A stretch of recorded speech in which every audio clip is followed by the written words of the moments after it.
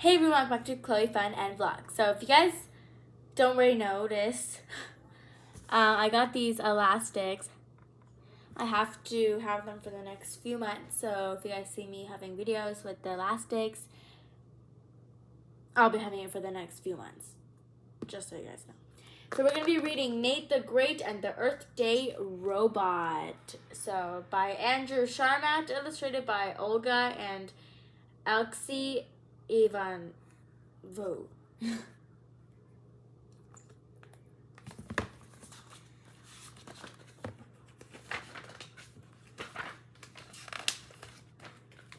Chapter 1, Mr. Butler. My name is Nate the Great. I am a detective. I am also a student in Mr. Scolari's class. In room 236. Our class project for the Earth Day Fair was a robot, a small round robot that runs on solar batteries. The robot's name is Mr. Butler. Mr. Butler is programmed to vacuum dirt off the floor. Sorry for the background noises. Mr. Butler was invented by Esmeralda. Esmeralda is the smartest person in the entire school, maybe the entire world.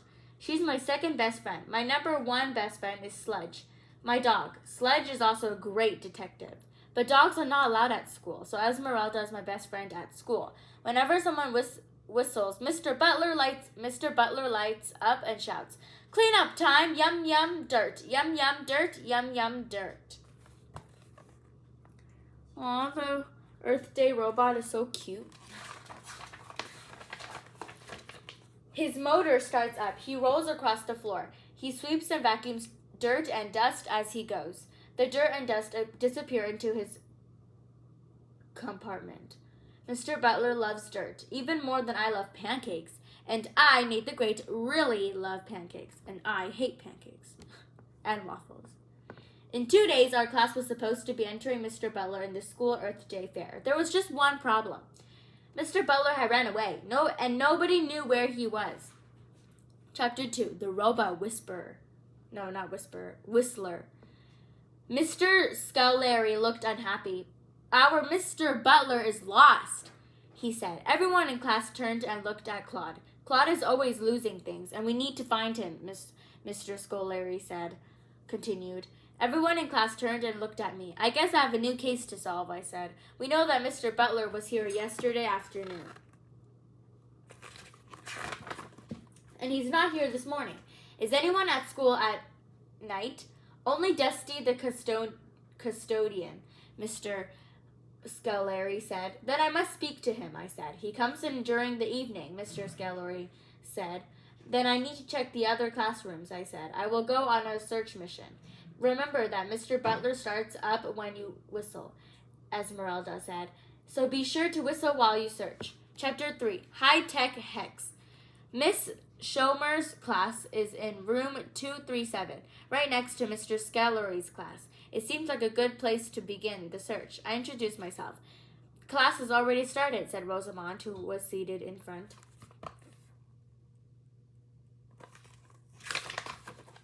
"So I will call you Nate the Late." Rosamond says lots of strange things. That's because Rosamond is a strange person. Rosamond has 4 cats. She calls them Big Hex, Little Hex, Super Hex, and Plain Hex. I looked around and whistled. Then everyone whistled. It was loud. It sounded horrible. Suddenly, I heard something else. Was it Mr. Butler? "Intruder alert! Intruder alert! Meow!" Then I saw something. It was definitely not Mr. Butler. It looked like a large robot cat. It was headed straight for me. It had a huge camera attached to its forehead and big claws on its paws. I, Nate the Great, believed that no one should run from danger. I decided to walk. I decided to walk very quickly. "Litter box!" shouted Miss Schomer. The robot cat stopped and went to a box in the corner of the classroom. "Sorry about that," Miss Schomer said. "This is our project for the Earth Day Fair. It's a robot guard cat." "Why not a guard dog?" I asked. I looked at Rosamond. She was smiling. "Of course it's a cat," I said. "How silly of me." "It was my great idea," Rosamond said. His name is High-Tech Hex, and he is programmed to guard the classroom. He knows the faces of everyone in our class. class. If strangers come in, he chases them away. You are a stranger. How is that an Earth Day project? I asked. Rosamond thought for a moment. Yeah, how is that Earth Day project? That's more like security project. Well, she thought for another moment. Real cats eat, she finally said. High-tech X doesn't eat, so there's more food left for the rest of the world. I'm very proud that I'm doing my part to help feed the world. And the camera? I asked. It records everything that happens here, Miss Schomer said, so we could play back the tape to see if Mr. Butler was here last night, I said. Chapter 4, Intruder Alert. Miss Schomer attached high-tech hex to a large TV screen. The video played and played and played. Nothing happened. Suddenly, we saw a man walk in. He was wearing headphones and had a bucket and a mop. He was whistling. It was Dusty. Intruder alert! Intruder alert! Meow! Dusty looked up. He screamed. He ran out of the classroom. High-tech Hex raced after him. Intruder alert! Intruder alert! Meow! Yelled the robot. At the doorway, High-tech Hex stopped. Then he turned and went back to his litter box. Most cats chase mice, I thought. This one chases custodians. Well, said Miss Schomer, that explains the dirty floor. The video became quiet again.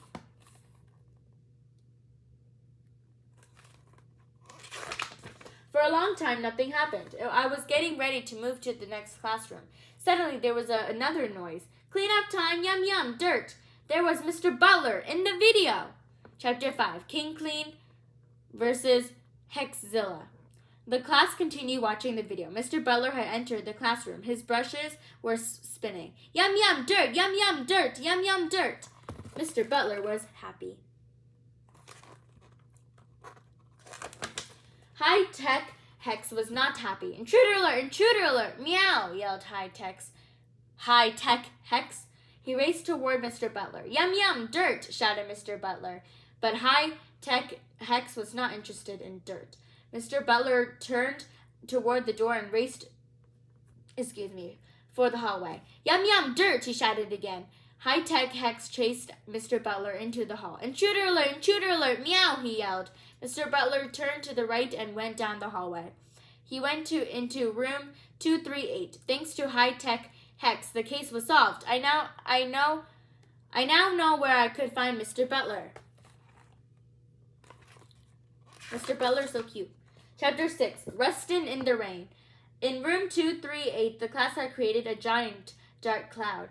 It was wet in room 238. It was also hard to see through the dark cloud. I realized that Mr. Butler might not be easy to find.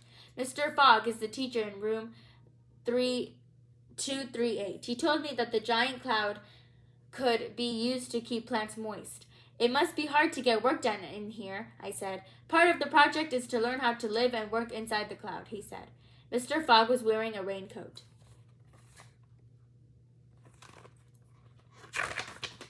So were all the students. I, Nate the Great, did not want to live or work inside a cloud. I wanted to find Mr. Butler and leave as quickly as possible. I am looking for a robot vacuum cleaner that our class built, I said. His name is Mr. Butler. Has anyone seen him? I could barely see in front of me. Or seen anything? There's a new vacuum cleaner in the back of the classroom, said Mr. Fogg. I don't remember it being back there before. I started slowly to the back of the room. I had to be careful. It was not easy to see. Finally, there it was, the vacuum, shiny, squeaky clean, brand new.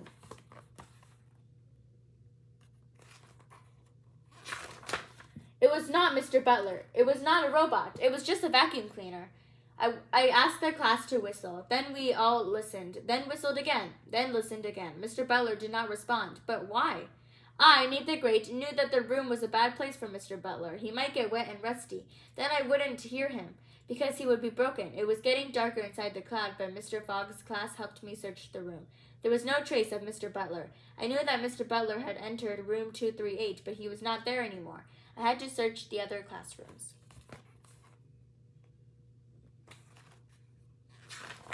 Chapter 7, The Garden of Tomorrow. I introduced myself to Mr. Gardener's class in room 239. Then we all whistled together. Miss Schomer's class had sounded horrible when they whistled. Mr. Gardener's class sounded worse. Our class science project, said Mr. Gardener, is fake soil. Why? I asked.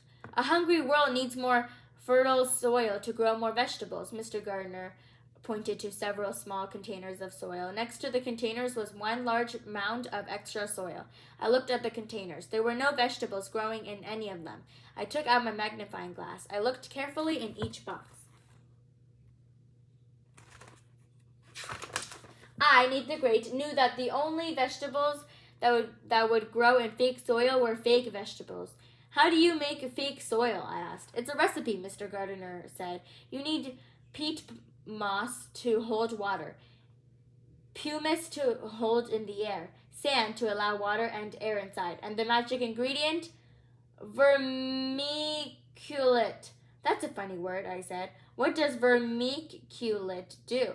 I don't know, Mr. Gardener said, but it's in the recipe. You should have made pancakes, I said. They're easier to make and they taste better than vegetables. I'll bet the judges would give you first prize for best tasting project. I decided that room 239 was a dead end. I went to room 240. Room 240 was Mr. Terra's class. In room 240 they were raising giant, slimy, disgusting earthworms. Yuck! Why would anyone want giant earthworms? I asked. Earthworms are great helpers, Mr. Terry said. They allow farmers to grow more food. Maybe they could help the class in room 239, I said. They're not growing any food, I looked around. There was giant earthworms crawling everywhere. It looks like you have more earthworms than you need, I said. I looked around again. I noticed there was also dirt and mud everywhere. A great place for Mr. Butler, a bad place for me. I searched room 240 as quickly as I could. There was still no sign of Mr. Butler.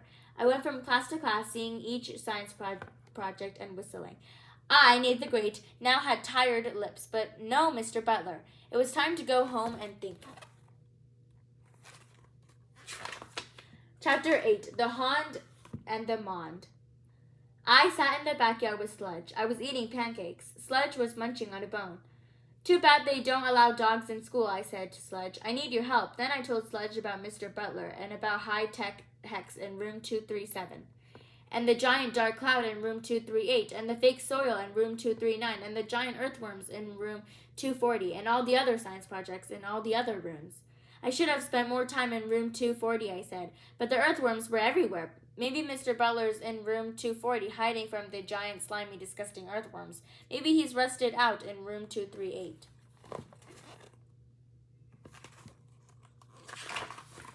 It could take years to find him in that cloud, or maybe he would go back to our classroom where it is much safer. A classroom without guard cats, dark clouds, earthworms, or vermiculite. Maybe we'll find him there in the morning. I looked at Sludge. He was wagging his tail. So you think he came back to our classroom? I asked. Sludge dug a hole in the ground. Are you going to help me with my case? I asked, or are you just going to bury that bone? Sludge kept digging until there was a large hole and a large mound of dirt. I said. Sludge wagged his tail again. Then he buried the bone, but not in the hole. He buried the bone in the mound of dirt that was next to the hole. Oh my God, I can't talk.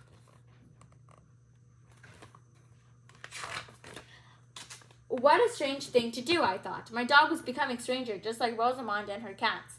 Suddenly, I realized something. Sludge wasn't strange. Sludge wasn't strange at all. Sludge was brilliant. Sludge had solved the case. I wrote a note to my mother. Dear Mother, Sludge is the... Oh, it's in cursive. Is the smartest dog, the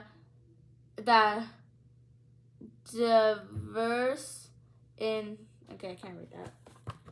I can't read his cursive. Chapter 9. I am not here to visit your vegetables.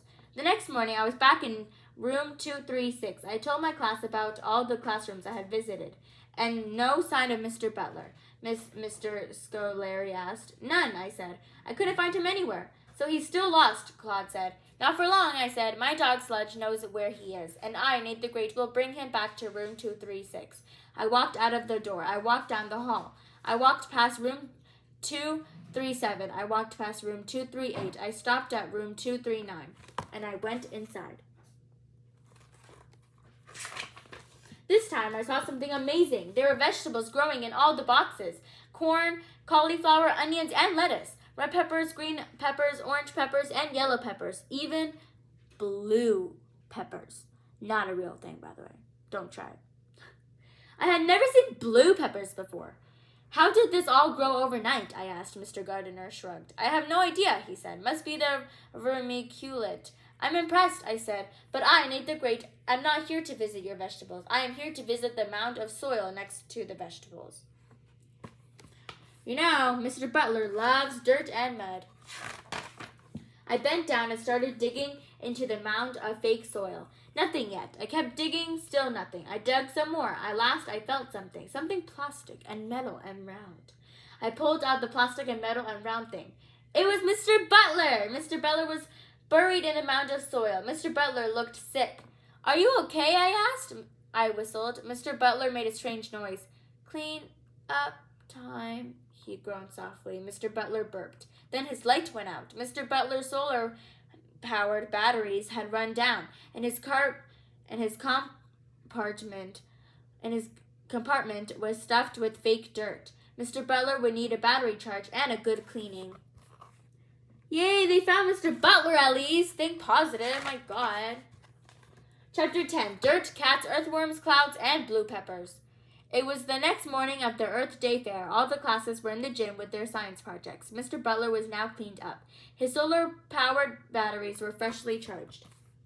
I hope Mr. Butler wins. I think he's the best one. Are you ready? I asked. I whistled. Clean up time, yum yum, dirt, yum yum, dirt, yum yum, dirt. Mr. Butler shouted. He was ready. Our guard cat is going to win first prize, Rosamond said. He's a very high-tech, but Mr. Butler can clean our classroom floor after we win. Yum yum, dirt, Mr. Butler shouted. I understand how Mr. Butler found the pile of dirt, Esmeralda said, but why did he start up in the first place? There is nobody in the room at night. But there is, I said. The custodian cleans the classrooms every night. Dusty listens to loud music through his headphones, and he whistles to the music. So he set off Mr. Butler by whistling, Esmeralda said. And the music was so loud that he never heard Mr. Butler turn on, I said. The fair started. 3 judges went over to the guard cat. This is high-tech Hex, Rosamond said proudly. He will see that you are strangers and chase you away. But high-tech Hex didn't chase the judges away. Rosamond pushed buttons, nothing happened. The guard cat is programmed to protect room 237, I whispered to Esmeralda. I don't think he will work in the gym.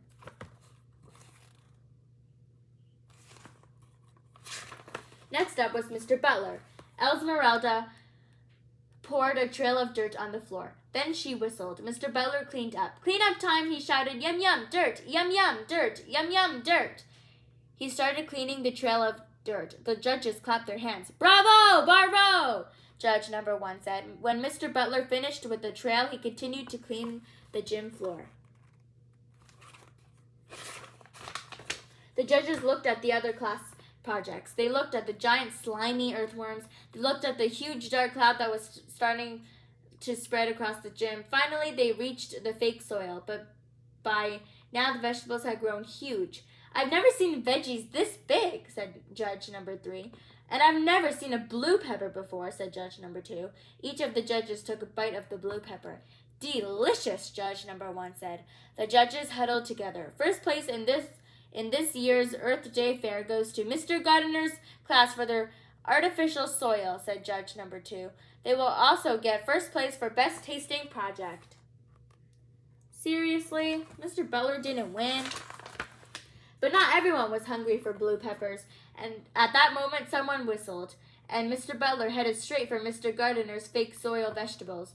Clean up time, yum yum, dirt, yum yum, dirt, yum yum, dirt, Mr. Butler shouted. He plodded straight into room 239's science project and began glumping up the fake soil. Yum yum, dirt, yum yum, dirt, yum yum, dirt, he shouted again. Before anyone could stop him, he had sucked up all the soil. He left the vegetables untouched. Then the giant cloud spread across the gym. The gym turned dark. Intruder alert, meow, yelled high-tech Hex. It's going crazy.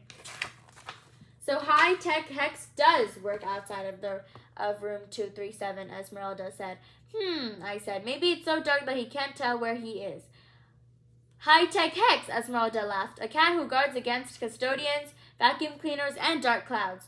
I prefer low-tech Sledge, I said. My dog who finds bones and solves mysteries. The end.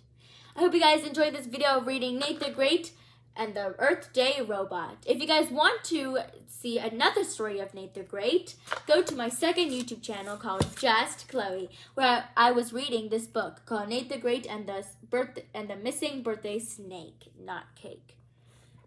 So if you guys want to see that book, go to my second YouTube channel. I hope you guys enjoyed this video, and if you did, like and subscribe, and I'll see you in the next one. Bye!